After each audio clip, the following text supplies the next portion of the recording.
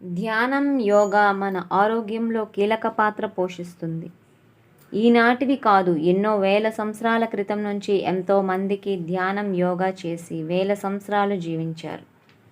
పురాణాలు, ఇతిహాసాల్లో కూడా వీటి కోసం ప్రస్తావన ఉంది. ఎంతోమంది ఋషులు, యోగులు ధ్యానం, యోగాతో భగవంతుణ్ణి ప్రసన్నం చేసుకొని శక్తులన్నీ సంపాదించుకున్నారు. వీటిని చేయడం వల్ల ఎన్నో రకాల అనారోగ్యాల బారిన పడకుండా తమని తామును కాపాడుకోవచ్చు. ఈ కాలంలో కూడా కొంతమంది సాధన చేసి ఆరోగ్యంగా ఉన్నారు. అలాంటి వారిలో ఒకరు ప్రముఖ యోగా గురు జామి భాస్కర్ రావు.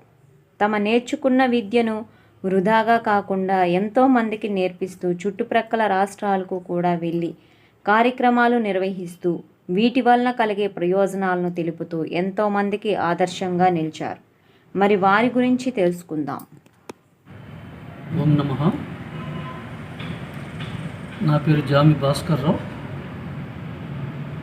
నేను జామి సీతారామరావు అబ్బాయిని. నా జన్మ స్థలం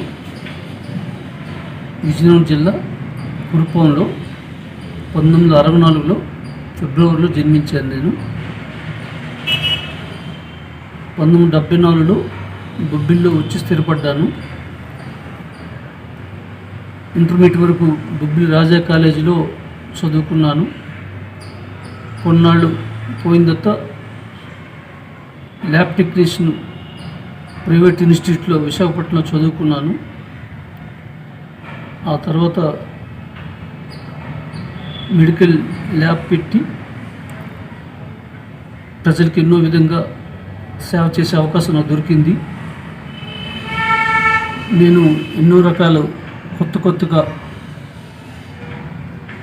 రక్త పరీక్షలు ఊర్లో పరిచయం చేసి ఎంతోమంది సేవ చేసే అవకాశం నాకు కుదిరింది. మలేరియా, హెపటైటిస్ బి, రక్తదాన శిబిరాలు, ఆ రోజుల్లో ఎవరికి దాని మీద అవగాహన లేని రోజుల్లో ఎయిడ్స్ పరీక్షలు, ఎన్నో రకాల రక్త పరీక్షలు బొబ్బిలికి నేనే పరిచయం చేశాను. దానివల్ల ఎంతోమంది రోగులకి సేవ చేసే అవకాశం నాకు దొరికింది. మారుమూల ప్రాంతంలో ఈ విధంగా చేసే అవకాశం నాకు మొదట దొరకడం నేను చాలా అదృష్టవంతులుగా భావిస్తున్నాను. నాకు చిన్నప్పటి నుండి సేవ చేయాలని ఒక దృక్పథం, ఆధ్యాత్మిక చింతన కూడా నాకు చిన్నప్పటి నుండి ఎక్కువ. దానికి ఎన్నో రకాల సేవా కార్యక్రమం చేశాను. గుట్కా మాన్పించడానికి ఎన్నో బంధులు, ర్యాలీస్, ఇంటింటికి వెళ్ళి గుట్కా మాన్పించడానికి సుమారు 5,000 గృహాలకు వెళ్ళి వారి చేత ఒప్పించి నేను గుట్కా నిషేధించడానికి చాలా ప్రయత్నం చేశాను. గుట్కాకి ఎగనిస్ట్గా క్యాన్సర్ వస్తుందని చెప్పి ప్రజల్లో చైతన్యం తీసుకొచ్చి ఎంతోమంది మాన్పించాను. ఒక 5 సంవత్సరాలు పోయిన తర్వాత 97లో నేను గుట్కా నిషేధం గురించి ప్రయత్నం చేస్తే 2002లో రాష్ట్ర ప్రభుత్వం గుట్కా నిషేధించింది. నేను చేసిన రక్తదాన శిబిరాల వల్ల కొన్నాళ్ళకి గవర్నమెంట్ కూడా రక్త నిధి బ్లడ్ బ్యాంక్స్ పెట్టాయి. హెపటైటిస్ బి వ్యాక్సిన్ గురించి నేను ఎంతోమందికి తక్కువ రేటుకి వ్యాక్సిన్ తెప్పించి వేశాను. ఆ తర్వాత గవర్నమెంట్ కూడా ఇప్పుడు అందరికీ, పుట్టిన పిల్లలందరికీ హెపటైటిస్ బి వ్యాక్సిన్ వేస్తుంది గవర్నమెంట్ హాస్పిటల్లో. ఎవరికీ తెలియని రోజులో ఎయిడ్స్ గురించి కూడా నేను చాలా అవగాహన కార్యక్రమం చేశాను. అది కూడా ఎంతోమందికి చైతన్యం తీసుకొచ్చింది. నేను చేసిన ఎక్కువ కార్యక్రమాన్ని నేను గవర్నమెంటు తరువాత కాలంలో ఇంప్లిమెంట్ చేసింది.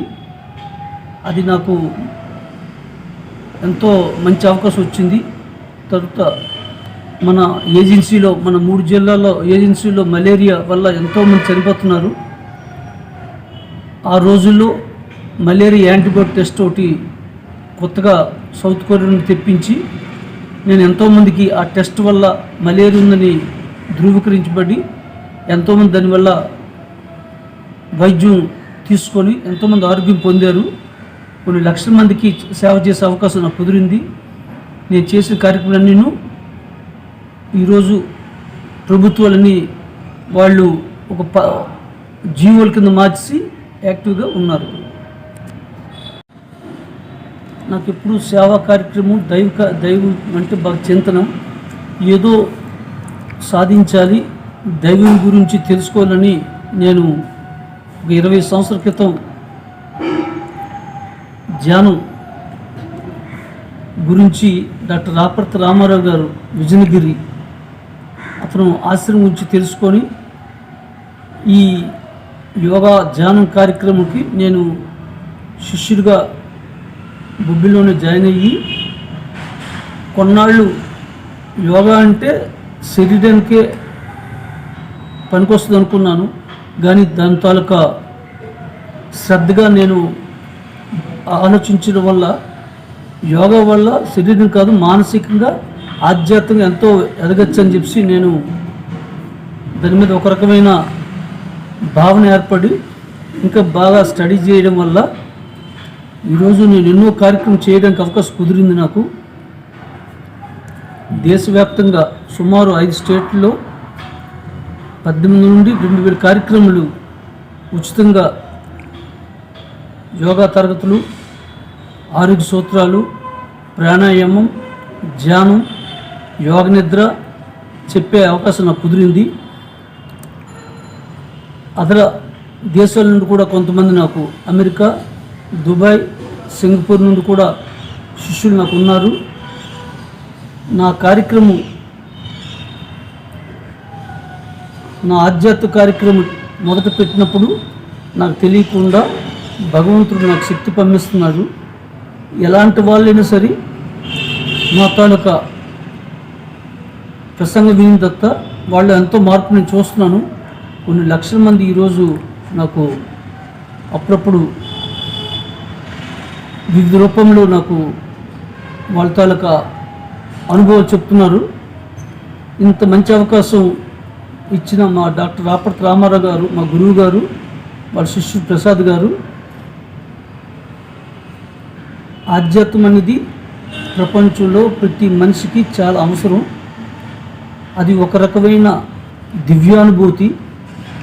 అనుభూతిని ఒకసారి కానీ మనం ఆస్వాదిస్తే జీవితకాలం దాన్ని మనం విడిచిపెట్టలేము. అంత ఆనందం ఉంటుంది దాంట్లో. ఆధ్యాత్మిక చింతన వస్తుంది, సేవా మార్గం పెరుగుతుంది, ప్రేమతత్వం వస్తుంది. మనలో తెలియకుండా నిర్మలంగా మనసు, బుద్ధి, ఆత్మ మారిపోతాయి. మన మాట నుండి ఏ మాట వస్తే ఆ మాట జరగడానికి అవకాశం ఉంటుంది. అష్టాంగ యోగం ద్వారా ఇది సాధించవచ్చని నేను అనుభవపూర్వకంగా మీకు తెలియజేస్తున్నాను. నేను ఎన్నో కార్యక్రమాలు చేసినా సరే మక్కువలో మొదట నాకు ఒక పెద్ద కార్యక్రమం చేసే అవకాశం నాకు వచ్చింది.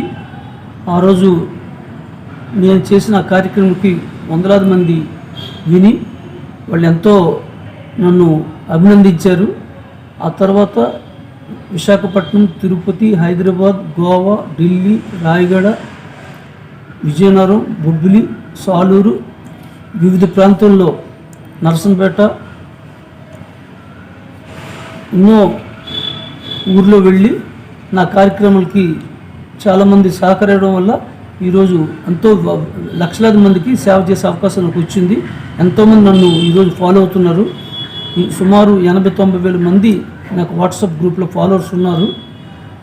నేను పెట్టిన మెసేజ్ని ఎంతోమంది ఇన్స్పైర్ అయ్యి వాళ్ళు మేము ఈ విధంగా మేము బాగుపడ్డామండి మీ వల్లని ఎంతోమంది నాకు ఇస్తున్నారు మెసేజ్లు.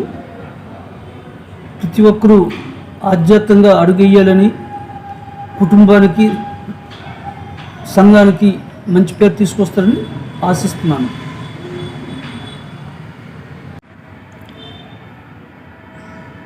నేను యోగా ఆసనాలు 2001లో 2002 సుమారుగా